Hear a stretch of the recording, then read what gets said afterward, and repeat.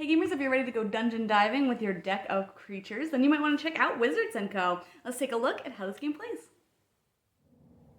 In this game, players have a deck of 10 identical cards across all players, and they'll start off by drawing 2 or 3 cards depending on both player count and their place in the turn order. And each turn they will play 1 or 2 cards if they're able to, because they might start their turn with no cards in future turns. And they will be able to put them into dungeons. At least one of them does have to be face up, or both could be face up. If you only play one card, it can be face down. And they'll be putting them at open entrances in any of the dungeons.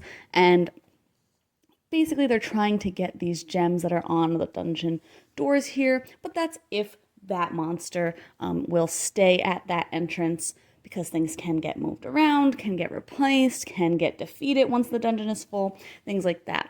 They want to collect the different colored gems. There are also cursed gems, which will be bad at the end of the game. If they have the most, they'll lose points, and if they have too many, they'll lose even more points. Once a dungeon has filled up with different cards, they will go through all of the cards starting at the statue and working their way around.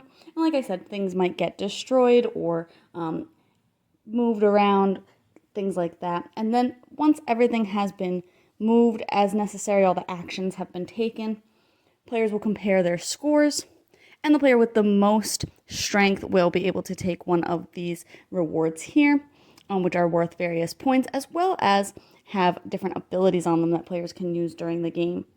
And then whoever had completed the dungeon will also get an enchantment, which is also worth some points at the end of the game.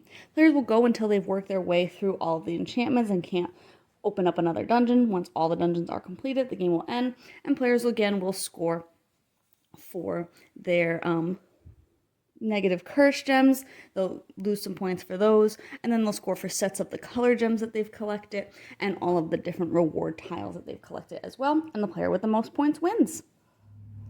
Overall, I thought this game was fine.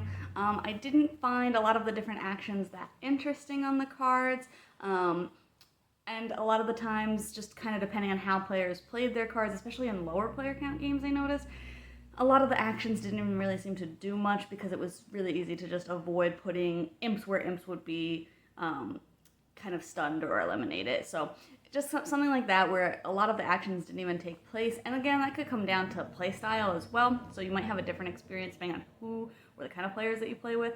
But for me, I just kind of found that it was a little bit of a repetitive game.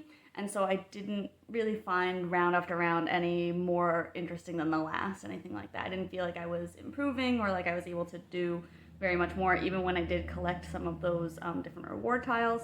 But it's fine if you like kind of clever card play. There's a couple of different cards that you can build the decks out of, although players will always have the same deck, which I can kind of be hit and miss with as well. I like when players can have kind of different decks so that they can play to their own strengths or their own play styles. But if you like games where everybody's going to have the same cards and you're just trying to see who can utilize them the best, then this might be more up your alley. You can check out my full thoughts on the blog today to decide if this one's for you.